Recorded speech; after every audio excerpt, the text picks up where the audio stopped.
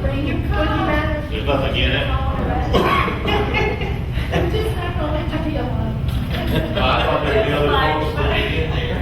I thought it would be fun, but there's so many things going on. All right, folks, the scenario was created for me. And I'm supposed to give a presentation on enrollment trends and some strategies to boost enrollment. Now, this is the current status in the scenario. So I'm just going to briefly review where we are in our enrollment. Our traditional enrollment has been declining. Our traditional calendar, we have a traditional calendar. We are offering 3 terms, 3 semesters over the year. And we have a traditional schedule. We offer Monday, Wednesday, Friday, and Tuesday, Thursday classes. That's our current situation. With heavy enrollment in the mornings and evenings. And I'm just summing up, I'm just summarizing what is already described in the scenario. We have encouraging growth in distance education and in weekend classes. Some of our Saturday classes seem to be taking off. Obviously, we got a long way to go. If we look at the strategic plan, then we want by year 2009, I believe we are projecting an enrollment of about, what, 16,000 students? I think that's in the plan. Or, yeah, 2009. So we got a long way to go. This is one piece of good news here. Our partnerships with the area high schools is increasing. Our number of courses that we're offering on high school premises, they have increased. The number of student enrollment has increased. College classes offered on high school campuses have increased. And number of students. Where I think we have opportunities here, which is not described in the scenario, is number of high school students taking dual enrollment classes on college campus. And the reason I'm talking about that is there are many states, and maybe Virginia isn't one of them. There are many states where the funding stream, there are 2 different funding streams for dual enrollment. There is one that's the traditional dual enrollment. So the course is offered on high school campus, and the student takes a class there, college class over there on the high school campus, and there is a funding stream for that. The other funding stream is what's called post-secondary enrollment option, under which comes from different, at least in the state of Iowa, state of Illinois, it comes from different and there the students come to the college campus and take during regular schedule, they take college level classes, which is over and above. That's also a type of dual enrollment, but that's over and above the traditional dual enrollment. And we don't know, that certainly, if we're not doing that, and if the funding allows that, that's certainly one opportunity where there could be some growth.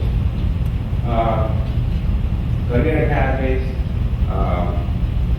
Department of Labor has developed, U.S. Department of Labor has developed 16 career clusters. They've taken a whole lot of career possibilities, compressed them into 16 clusters. And each of these clusters can lead to multiple career pathways. And the challenge for community colleges is really to come up with academies, career academies, that can be targeted at juniors and seniors. And so in terms of opportunities in relationship with high schools, I think that's one area where one could create some possibilities. At Hawkeye Community College, I have been instrumental in creating an information technology career academy. I've been instrumental in creating a health careers career academy. The health careers career academy is different than our nursing-based, the clinical-based career academy. It's a non-clinical career academy. So, for example, you have a program called Medical Lab Technician, MLT program. We have an MLT program on my campus as well. That program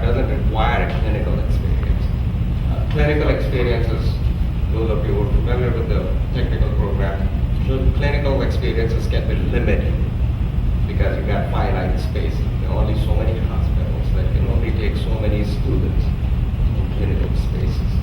And so they can be very limiting, whether or not you can expand your nursing program or your dental hygiene program or your LPN program.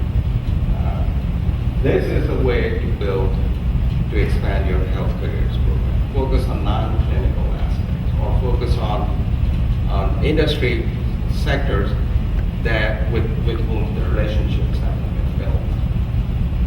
And we are doing that at our Community College, Biotechnologies, Career Academy, and Future Teachers Academy. This is my college's version of a seamless 2+2+2 type relationship. So these are certainly some possibilities. Any questions about any of this? This is basically just describing what you wrote in some ways, some strategies to modify, to boost enrollment. Yes, sir. Okay, now, this was interesting there, but you said that you developed these health career, Non-clinical. non-clinical, the concept of becoming a nurse or a medical laboratory technician without having any clinical experience is relatively. No, you can't. I mean, a nursing program has to have clinical experience. But I'm saying there are a lot of, in the career clusters, there are a lot of careers in the health science area, in allied health, that don't require clinical experience. And so you can focus on those kinds of careers. Nursing is, clinical experience is an integral part of nursing. You can't separate clinical experience from nursing. But you mentioned medical laboratory technician. Medical lab tech, there you don't need a clinical experience. These folks are not dealing with human subjects directly in a hospital setting. They're working in the labs, so they may be dealing with plasma, they may be dealing with blood samples or urine samples or what have you. But they are lab-based, they are not clinical-based per se. They're not on a daily basis attending to a patient in a ward or in an operation room or in an intensive care unit. So in that sense, they're slightly removed. I think it's how we're defining what clinical experience. Sure. Yeah, yeah, nursing clinical experience is a very intensive clinical experience. But there are many other where you don't need that, where you need maybe just a minimal contact with the patient, draw the blood, and that's it. That's the only contact you never have with that patient. All right, so it's a patient-based clinical experience versus a non-patient-based. That's right. Exactly. Any other questions, folks? I got a lot of material here, so and I've written it in such a way that I can stop at any point in time. So whenever you feel that we have covered as much as we need to, you can stop. Some strategies. One of the things that I really think is important is strategic enrollment management, the philosophy of strategic enrollment management. Most colleges have enrollment management. Traditionally, community colleges manage their enrollment in a passive manner. In other words, we have built, we are here, you should come. You all know what we're supposed to do, and therefore just come here and we'll provide that service to you. There's no active recruitment, there's no targeted recruitment, there's no strategy toward recruitment. Strategic enrollment management is a concept that came out of private liberal arts colleges, residential liberal arts colleges, where they were shaping the form of their enrollment as they were going along. And so this is now gaining a lot of popularity. And basically community colleges can worry about two fundamental principles, access and equity. And those are the two founding principles for public community colleges. We can focus on those and implement a strategic enrollment management. I'm not going to go over every one of these. Some of the important facets here are targeted recruitment, and here you can build partnerships with community-based organizations, with charitable organizations, churches, for example. I'll give you just one example. In Waterloo, where my college is located, there we have a large African American population. 12% of our population is African American. A lot of these folks go to a certain church in Memorial, and over time, I've built good relationships with the leadership of that church. They just had a founders dinner. I attend their founders dinner, but I go there quite periodically to meet with their leadership. That leadership has influence over its membership, and they are able to influence, where these folks go to meet their educational needs. Those relationships are really important. Targeted recruitment allows you to do that. Community-based organizations. We have in my area, I'll give you just one example. In my area, there is a Latino advocacy group, a community-based organization. This organization is called El Centro. This organization is a non-profit, community-based organization that provides support services, counseling services, where to go for what kind of thing, how do you get your driver's license, very basic support services. When I became aware of this organization, I asked one of my faculty members who was teaching for us Latin cultures classes. I asked her to find some way of getting herself installed in the board of this organization. Eventually, she became a board member. Now I get very regular reports from her on what's going on, what this organization is thinking. They generate a traffic of about 120 folks visiting their center for different services on a weekly basis. So you can imagine the size. Over the year, it just builds up enormous numbers. As we built a relationship with this organization, I gave them space in one of my centers. I'm the administrator for my Metro campus. These are two of my centers. This is one of the 5 centers that we run. Metro Center is our largest center. It primarily serves the non-credit and some credit courses. So ABE, GED, the developmental ed, the video ed, the adult ed, all of them are offered through this center. And now we've started offering some credit classes. But I give them some space over there so they provide their service at that center. We're building relationships. As their clients come in, they are on our premises. Right next door is our outreach and recruitment office. That's a great symbiotic relationship in my mind. And that's an active way of recruiting students. Those kinds of relationships. Flexible schedule is really important. On my campus, before I started working there, my campus had 3 semesters, 3 terms, fall, spring, and summer term. Now, and our schedule was very much like Monday, Wednesday, Friday, Tuesday, and Thursday classes. Now we have 3 terms, we have 8-week classes, we have 4-week classes, we have mini-mesters, which are 3-week classes. In May, in the transition between summer and spring, in that we give a 3-week term. And in December, during the winter break, we have another 3-week term. So we have many different formats. Obviously, we are offering distance ed, web-based courses, television courses. In web-based courses on enrollment, in the last 3 years that I've been there, my enrollment has grown from 200 students when I started to over 1,000 students now. Our courses have gone from 9 courses in fall 03 to 45 or so this coming fall. Entire degree in general studies is being offered online starting this coming fall, including the lab-based science courses, the oral communications. Some of those courses have been turned into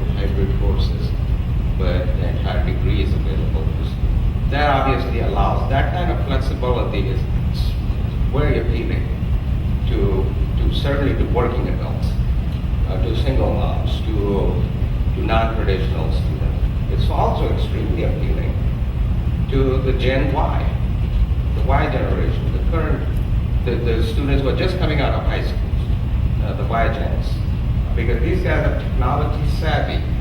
They really want technology used to deliver instructions. So that flexibility is important. You can go through some of them. I think all of these are really important. Learning communities is very important from the point of view of retention. I know that one of the questions, or one of your foci is how to retain students. Learning communities is a great way to retain students. We, at my college, we created learning communities, and that's helping us. Our retention, our general retention rate was about 70, in excess of 70%. But our African American retention rate was dismal. It was in lower teens. And by instituting learning communities, paired classes, we have increased our African American retention rate from lower teens into over 50% in 2.5 years or so. Development-led learning community is such an important learning community for us. Yes, sir. When you're talking about retention rates, are you talking about when fall semester, spring semester, or year one to year two? What do you? No, we are referring to freshman experience, first year experience. So First year experience. 70% retention from year one to year two? Yeah, that's right. From one fall to next fall. That's how we're defining retention at my college. You can define it many different ways: semester to semester, fall to spring, fall to fall. What we are focusing on is really the first year experience, because maximum attrition, it turns out, occurs during the first year. It's not just the first semester; it could occur in the spring as well. And so, if you can retain a student and create circumstances for that student to succeed in the first year, first 2 semesters, that student is pretty much going to finish, and that student is now committed. So that's what we are focusing on. That also extends that your graduation rate is like 70%? Our graduation rate is in general studies is in arts and sciences, it's 76%. Yes, pretty good. You have learning communities. Yes. You have learning communities in areas besides the developmental or remedial. Yes, we have in the transfer ed, we have learning communities. We have different ways of conducting learning communities on my campus. We have obviously the paired classes, what is common way of doing it. So you can take Gen Psych, for example, combine it with Intro to Social, combine it with Oral Com or Freshman Com. Just pair those and schedule them together. That's one way that we can learning communities. We have developmental learning communities, we have transfer learning communities, and then we have honors program as well. And in the honors program, they've got their own learning communities. And then technical programs, by definition, technical programs are learning communities because they do block scheduling in our, at least on my campus. They design that from day one. And the courses are sequenced appropriately. And so, by their design, from day one, they've been learning communities. They have tremendous retention. Over 80% retention, technical program. Attrition occurs mostly in arts and sciences. And in arts and sciences, there are 2 areas where maximum attrition occurs. One in the comp courses and in math courses. And so somehow, if we can create some learning communities that focus, that are centered around the objectives of comp or math, then I think you solve half the problem. And that's what we try to do at my college. Those periods. Any questions? Shall we continue or? College visitation programs, I think these are really important in outreach and we started 2 years ago, we started a program called Focus on Friday. So we set aside 14 Fridays, no, maybe 16 Fridays over the entire year. And on those Fridays, college is open to the community, and we very actively go out and invite people to come with their kids. So parents, their kids, they come to college, and the faculty are available on those days to answer any questions the parents might have or the prospective students might have. We provide lunch to them, we buy a bunch of pizzas, everybody has lunch together. Enormously successful. On an average, per Focus on Friday, we attract about 80, 90 folks visiting our campus. And that's a great recruitment and outreach opportunity for us. What's the, in terms of return on investment, we're talking about 80 to 90 individuals coming on a Friday. As you track them, what percent in aggregate? Well, you calculate, yeah. Probably 40 to 50%, somewhere in that range.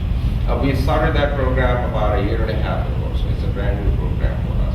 So we haven't gotten enough data to project long term.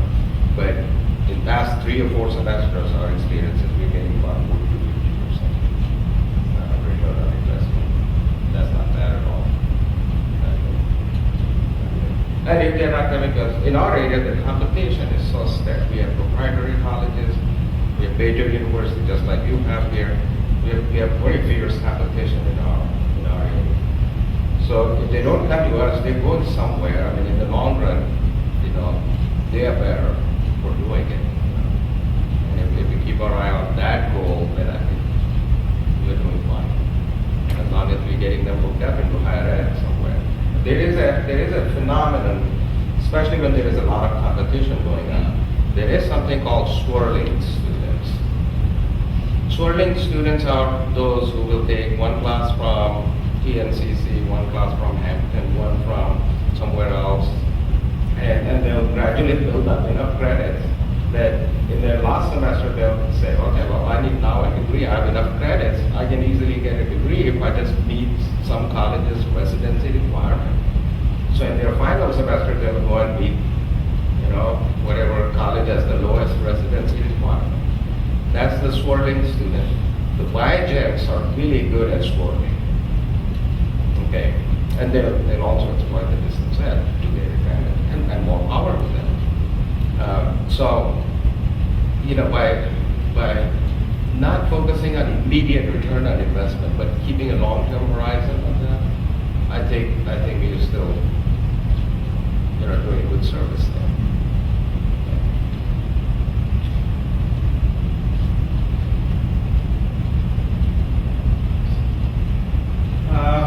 What else? This is another opportunity, the high school dropout. The many states have, by law, students have to be in schools until they are 16. And I don't know what the law in Virginia might be, but I know in Iowa the law is they have to be in school until they are 16 years, until they complete 16 years of age, which means that they may be only a sophomore. They may have just finished their sophomore year. A lot of students will drop out. In my area, dropout is a huge problem. In my area, in Waterloo schools, our dropout rate in the high schools is something like 27%. Okay, it's a pretty high dropout rate. The No Child Left Behind Act mandates this year everybody should have 94% retention. Okay, 46% dropout. So our schools were not doing that well. That's when we started working, my college started working with all the schools. One of the things we focused on was how do we take these students who are dropping out of your system, how do we still help them achieve a high school diploma? And it turns out that under the Ed code, even though a student may be past the traditional high school age, in other words, the student may be 20 or 21, up until age 23, they can still get funding to be in high schools. And so using that funding stream, we were able to create a program that picked up on these high school dropouts, created a program for them, put them in this program, give them a year's horizon in which they can finish their high school diploma. And that program we call Grad Connection. Somewhere here. Oh yeah, high school, yeah, there you go. High school dropouts and Grad Connection, second one bottom. That's the program that we created, very successful. Last spring, we had close to 183 students in that program. So many of them have graduated as a program. Do you see that students then going on and doing your college? Absolutely. Many of them do. Not all of them do, but many of them do. But you know, you brought it on your campus. This program is offered on my college campus. So these students are taking these high school classes on college campus. They're already somewhat familiar with, they're exposed to the college. They're not intimidated by college atmosphere. That's an advantage. How we're doing for time, I guess. But we probably exceeded our time limit. Yeah. Any questions, folks? No? Okay, these are some of the strategies that I would argue for. I think in terms of boosting enrollment, the important key is really maintaining relevant and current curriculum. Curriculum that's timely, programs that are timely, that are meeting the needs of the students and the community at that particular time. Some of the programs that I've developed are gaming administration program. This was in 1996. I was working in California at a tribal college, at a 2-year tribal community college called BQ University. That college served primarily American Indian students and Latino students throughout the state of California. 11 tribes in my immediate service area approached me and they were building casinos. This is mid-90s. They were building casinos on their tribal land. Did that qualified folks who would manage those casinos. And so they approached me and we built a program called Casino Management, Gaming Administration Program. That program trained people in mid-level management for mid-level management positions. Very successful program for us. People were getting jobs even before they could finish the program. And obviously that concerned us because we really wanted them to finish the program. So that was a challenge for us. Biotechnology degree program is another program I built at Hawkeye Community College in my current job. Again, the state of Iowa developed the Economic Development Department of the state of Iowa developed a strategic plan for the entire state that is based in biotechnology, life science industry. And so our job was to meet the needs of how do we respond to this state economic development strategic plan, biotech program, that teacher ed program. We built a teacher ed program at Hawkeye Community College. Here is the thinking behind that program. There is a teacher shortage, but the teacher shortage is not in the state of Iowa. Teacher shortage is Iowa is perhaps one of the largest exporters of teachers. All these folks are getting their training in Iowa, and then they're going to Houston or Southwest, New Mexico or California, Oregon, places like that, or Chicago for that matter. And so we're the largest exporter. For us, the concern was everybody wanted to be a teacher. A large number of students wanted to be teachers. But Iowa is also a very non-diverse state. Waterloo, Cedar Falls area where my college is located, that's perhaps the most diverse area. Two most diverse cities in the state of Iowa. So for us, the challenge was how do we, obviously a generic teacher-ed program will have courses like intro to teaching and, pedagogical, or special needs courses that address the needs of the special needs. Those are very generic teacher-ed programs. We wanted to be different. We wanted to prepare our students not only for skills of today, but the skills of tomorrow, wherever they're going to find jobs 4 years from now. We wanted to prepare them for that. We knew that the jobs in Iowa weren't there in teacher ed, and for teachers, jobs were outside Iowa. Wherever these folks are going to go, those are highly diverse communities. Our students needed to be exposed to that diversity, needed to understand the full dimensions of diversity and how to work in those environments. And so the thing that we did was in our teacher ed program, we made multicultural education as a core part of our teacher ed program. There is no, in the state of Iowa, there is no other teacher ed program that has done that. We're very proud of that program. One of the things that we do as part of that is we have a course called Cultural Immersion Course, where we take students in that program, we send them to Chicago, and in Chicago is historically enormously diverse city.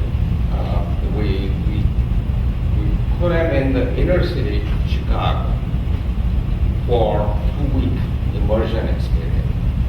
We have a relationship with one of the nonprofits over there. It's called Urban Life Organization. They've been taking students from some of the church-affiliated colleges and putting them through that kind of experience for years. We build a relationship with them, and in partnership with them, our students are exposed to that 2 years of immersion experience, where so many different languages are spoken and so many different ethnic foods are, and people coming from everywhere are there.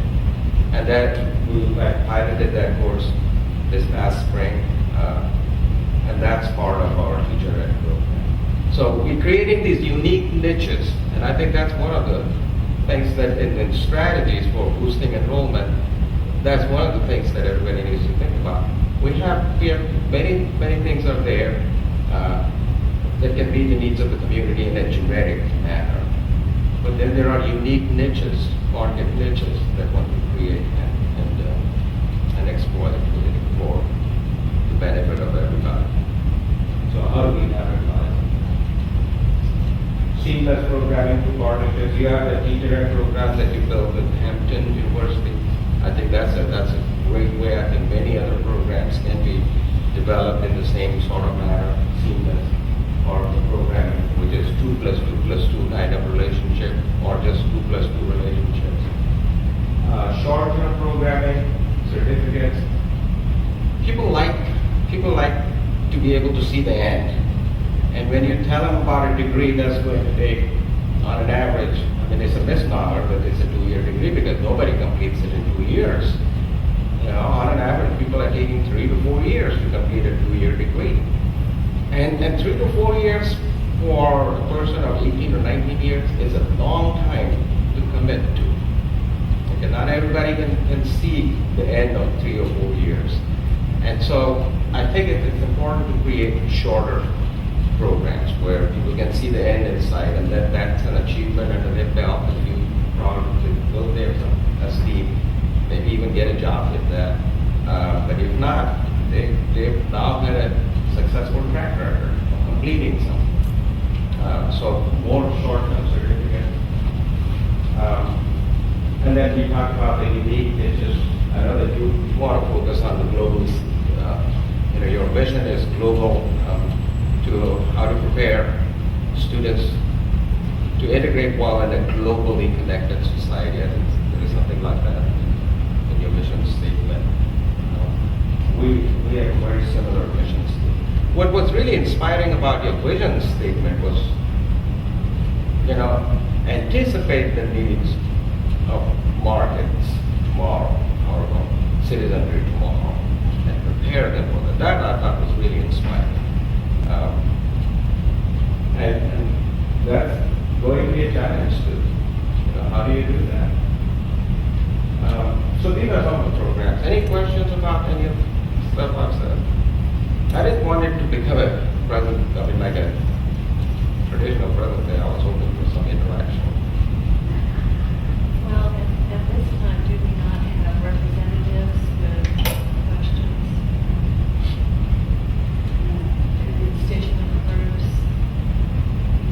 We do. I don't know who's here from CSSA. Okay, all right, so, We want to make sure that part is in. Come back. Can we start? Yeah. Train leaves New York, this one leaves New York, this one leaves Philadelphia. Okay, this is at 60 miles an hour. Okay, we have two campuses, from historic Ryan campus and Hampton campus. How would you ensure that the same services are delivered to both campuses? Are those campuses or are the centers? Other campuses, Campuses. two campuses. They have to have both same services. I mean, that's accreditation requirement. That if you have campuses, you all need to have the same services. So right there, and the question is, how would you ensure? How would I ensure? I would ensure it through resource allocation. I would ensure it through, and resource allocation is huge. You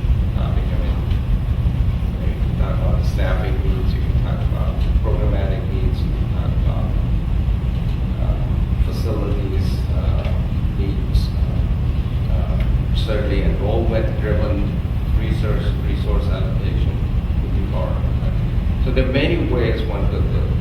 Am I going in the right direction? Is that the direction you were looking for, or any other question? I was looking in the direction you wanted us to go. No, now the direction I want you to go is this. I think in the final analysis, everything is numbers driven. In the final analysis, it's really about enrollment numbers. Where are the numbers? Okay. If one campus has more students than others and consistently has more numbers than others, then one campus is always going to attract more resources. Now, is there potential to increase enrollment in the other campus, wherever the numbers may be low? And if on all the needs analysis and conversations with community leadership, if they're all indicating that there is potential to increase enrollment, then you obviously have to put in a little more resources there. So, I mean, that's how I would think about it. We have, at my college, like I said, with the main campus, which is about 300 acres, large facility, huge facility. And then we have a downtown campus, metro campus, which is our largest center. These are all centers, we don't have campuses, these are all centers. That's our largest center. It's in downtown Waterloo. It has about 1,200 students or so. And then we have many other, we have one center that's located in the middle of the industrial part of the town.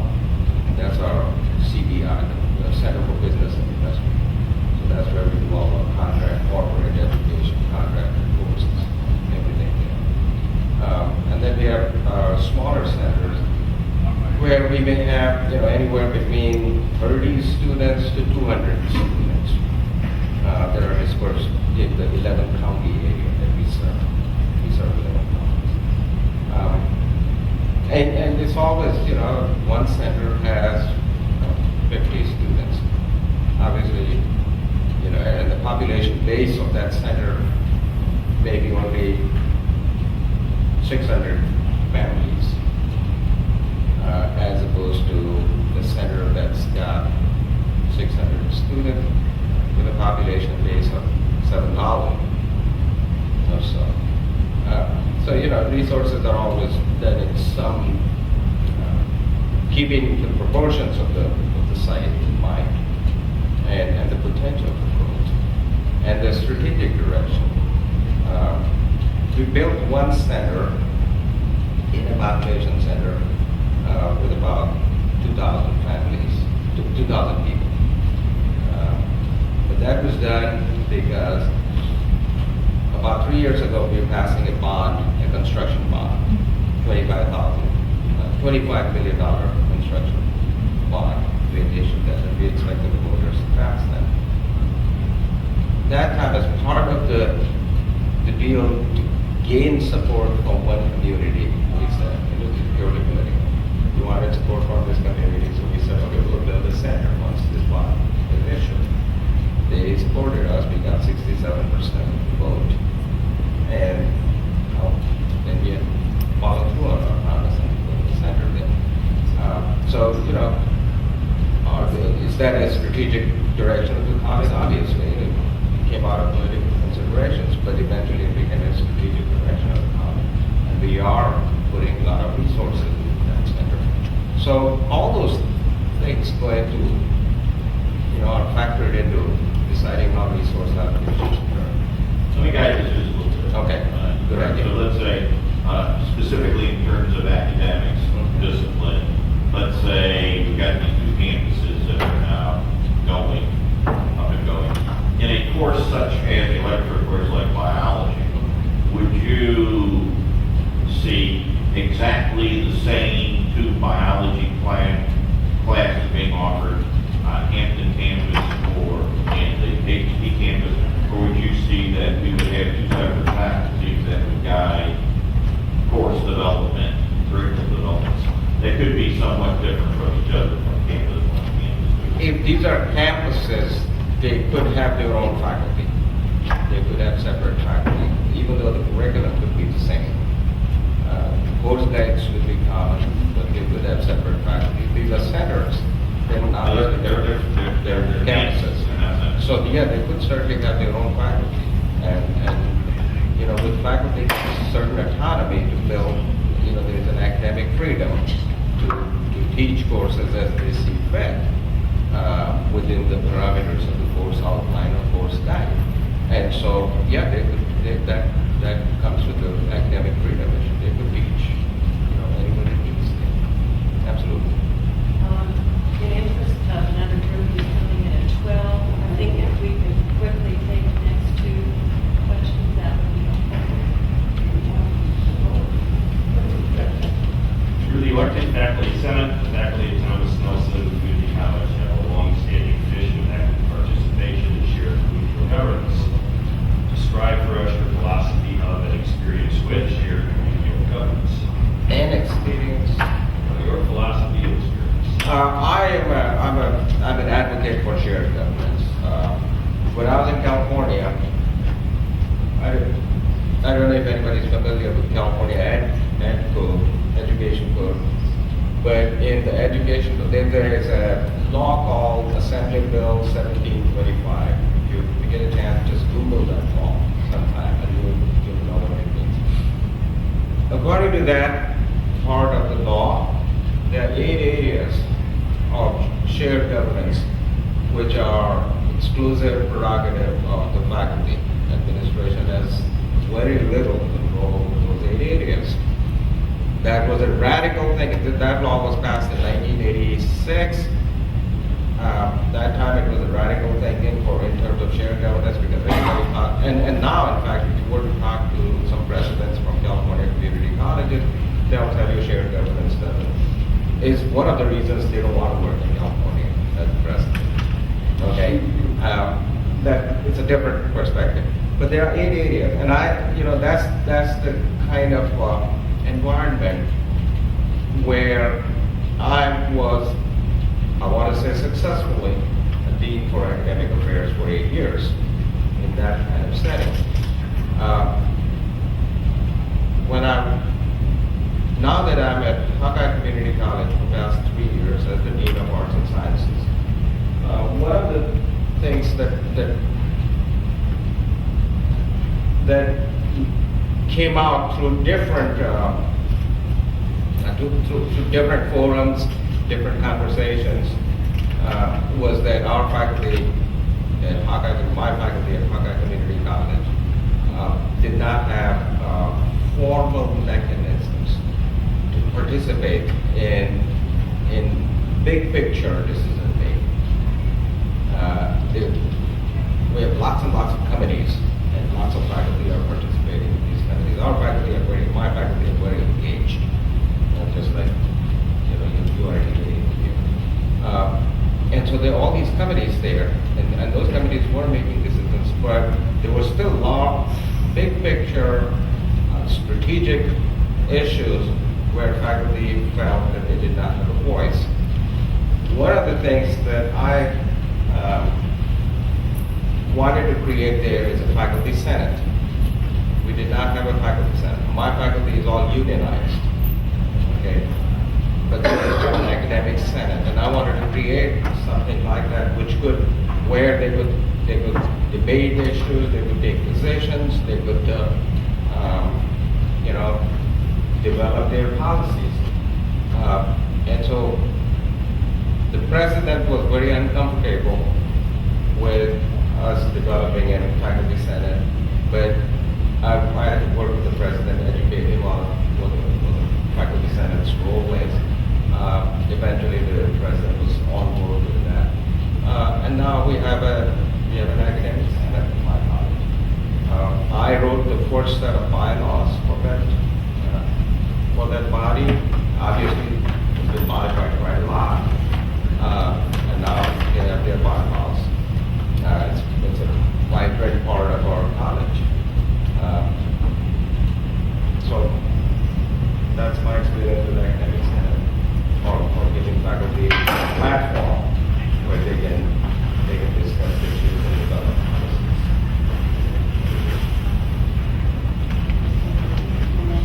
But with my college, they don't call it, they decided not to call it the faculty senate. They decided to call it academic council. Even though the bylaws are written, they are just like faculty senate. Thank you very much. Well, thank you. And we apologize for having this little Not at schedule all. conflict, but Molly Kikuchi is representing the classified staff. I hope we'll get a chance to talk to you. Okay. Maybe off camera. Yeah. Okay. You'll see the Senate later. Okay. Yeah. I'm looking forward to But that. thank you so much for sharing. Not at all. Thank you very much for We coming. have this other group that's chomping at the bit, they've got their reservation.